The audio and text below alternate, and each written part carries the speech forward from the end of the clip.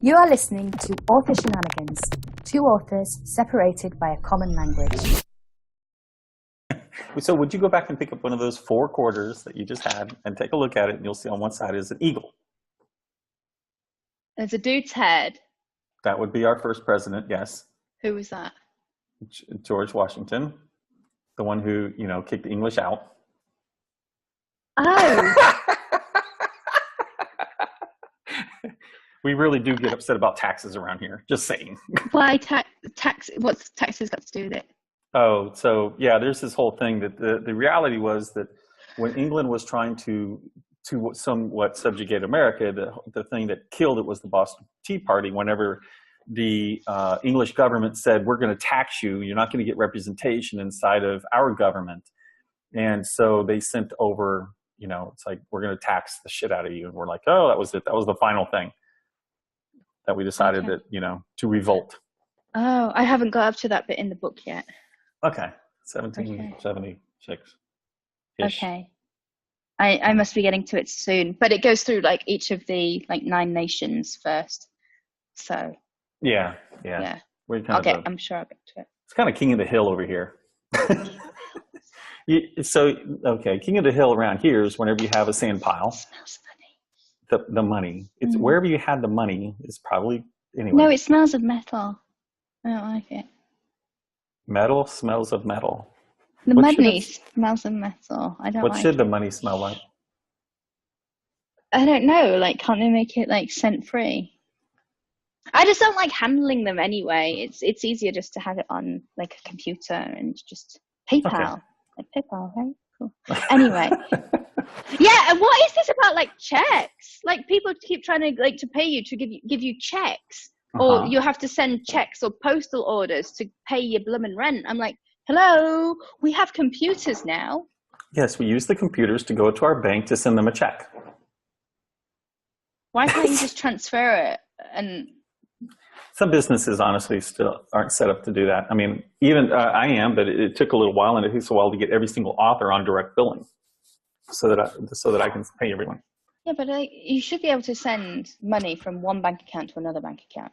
Well, yes, and there's also fees. Like in the beginning of my publishing company, I did a lot of stuff through PayPal, and that 3% is friggin' a lot of money. Yeah, it is. But your banks shouldn't be doing that kind of thing. No, it cost me I want to say, is it $19 a month to start and 50 cents to $1 per transaction? So I think the last time I looked, well, yeah, but it's 50 cents to $1, but so I might do 15 checks, and that's a lot of money that might cost me anywhere from $300 to $600 in PayPal fees. Is $20 at the bank.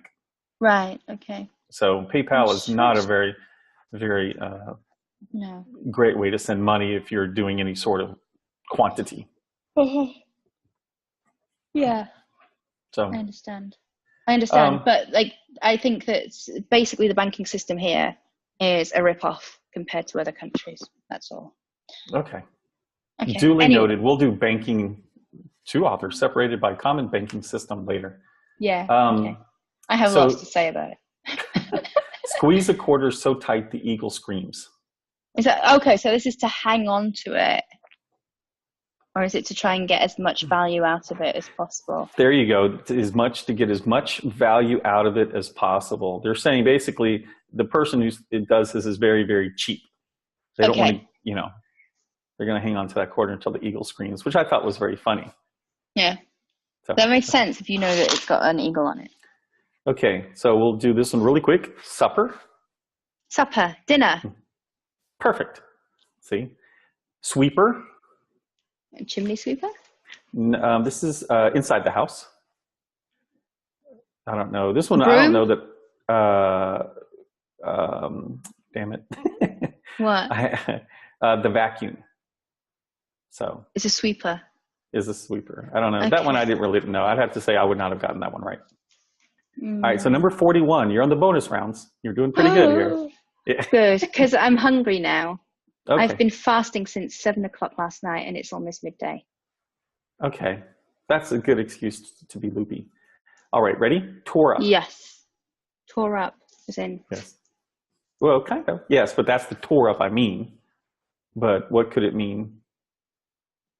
So if you like tear up the ground, it's like you're in the car and you're vroom. Kind of, sort of. I'm going to give you credit for this one because it's so damn close. Tore up is broken. You know, that rug is really tore up. You know? Oh, okay. Yeah, I would understand that in context. Yeah. Too big for your britches. Oh, too bossy. Yeah, a little bit, but let me try to use it. It's like, so you get my 4-year-old is too big for his britches.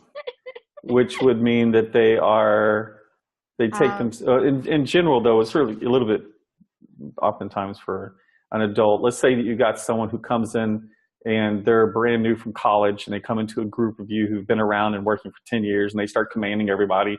We would say they're too big for their britches. They're too, they take themselves too seriously. Yeah. This one I'm not sure I can, upside is the word. Like the long way of saying on, like smacking somebody upside. Oh, okay. Is this like that? Yeah. Well, yes. Upside the head. Upside the head. And you could so exchange it for on. So it doesn't mean that you clip them from underneath. That's what this lady is saying. But typically, is I'm going to slap you upside your head. I would typically think from the side. But yes. But yeah. So that was kind of.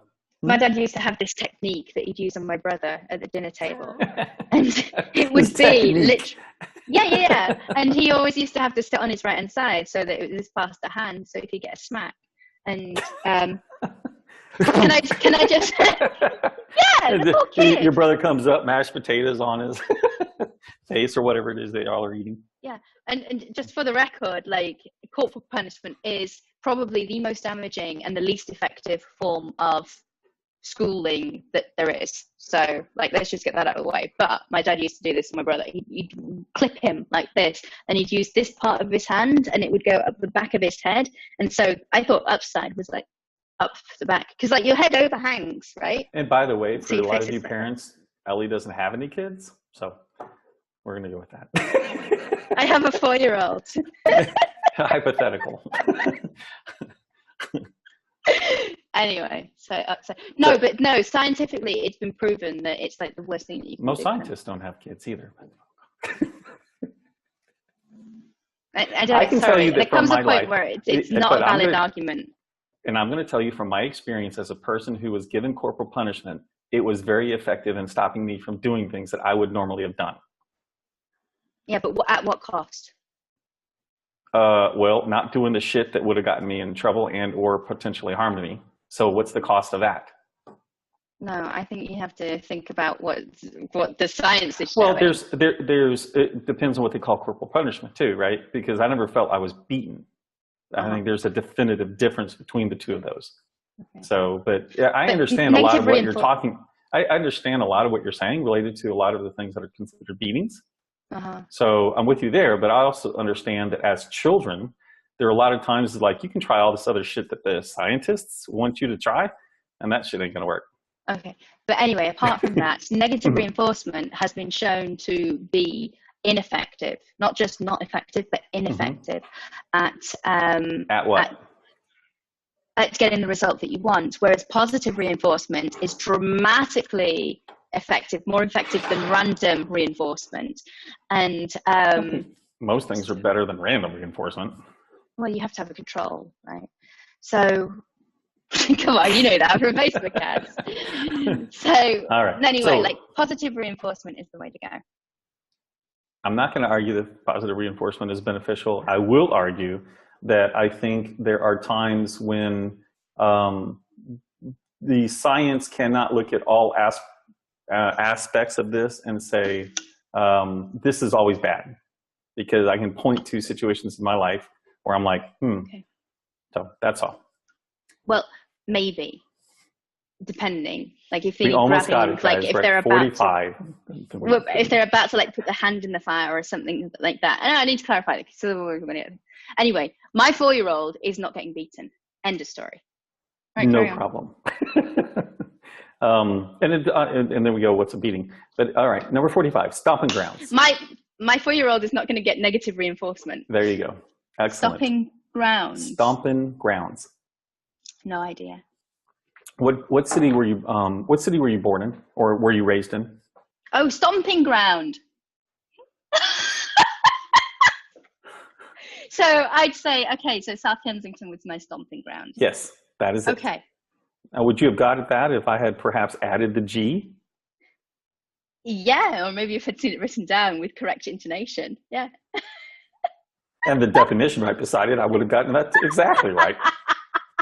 This isn't like, can you guess it from like this weird way of saying it? It's, do you understand the word?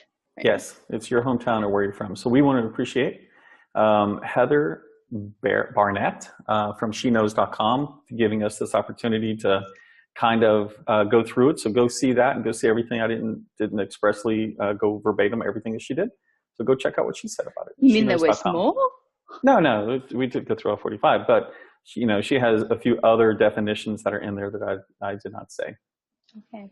So go there. We didn't do the link for the other thing that we found that we were talking about with the English things. Oh, well then, go back whenever we edit that and just put it in the bottom. That's a Britney thing. Okay. Yes, the Canadian Minion. Hello, Canadian Minion. How are you doing? Don't call her a minion. She's not a minion. She said it, not me. You're the minion. No, that's the Minion. Mikey. It's French, right? You know that. Which Minion? The movie. Yeah, the movie came from. It was a French studio, wasn't it?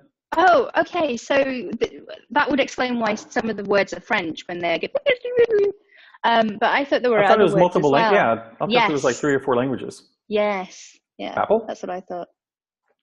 Apple. That's one of mine. Apple.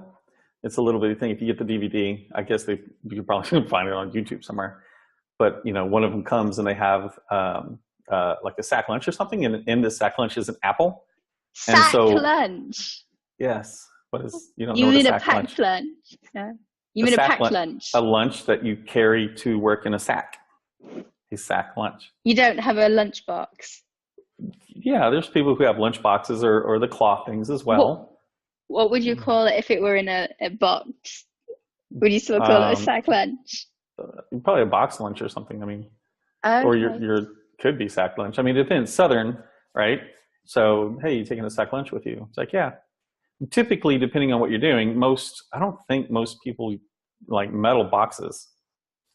Maybe kids, really? But even our kids when they Tupperware. Tupperware. No. Yeah, plastic boxes that have the clippy things. Yes, I mean a lot of even now they're cloth with maybe some plastic inserts to make them the quote plastic or sack anymore is a Velcro closed item that's kind of triangular, and at the bottom they have a place for plastic that you unzip if you want to put cold or wet or stuff in it. And these are damn sophisticated sacks, let me tell you. Huh. Interesting. Okay. So what was your point about it? I didn't have a point. You asked about it. I just said a sack lunch, and you're like, sack lunch? Why were you talking about sack lunch, though? And by the way, we called them pack. Apple. Okay. He pulled it out of a sack lunch because I thought it was a sack. If my memory could be completely skewed. And then all of a sudden, all the minions start looking at it, and they're like, apple? Or in this case, apple? And, the whole little 7-minute short or whatever is about all the minions trying to eat this fruit. And then at the very end, and it's hilarious, and at the very end, I think someone actually does something and they finally eat the apple, or apple gets destroyed. And then a banana comes up and someone's like, banana? And you're like, yeah, end credits. That was it. Okay, sorry. Kind of a bye, everybody, before she starts off on something else. Okay, bye. You've been listening to Author Shenanigans. 2 authors separated by common language. I'm Leigh Clarke, author of... I couldn't even say my name then. Here we go. That's right. Go ahead. Did you spell it right? Fuck off.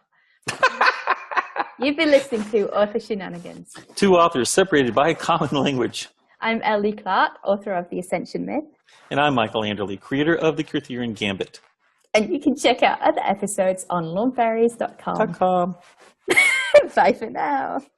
Ciao. Arrivederci. Auf Wiedersehen.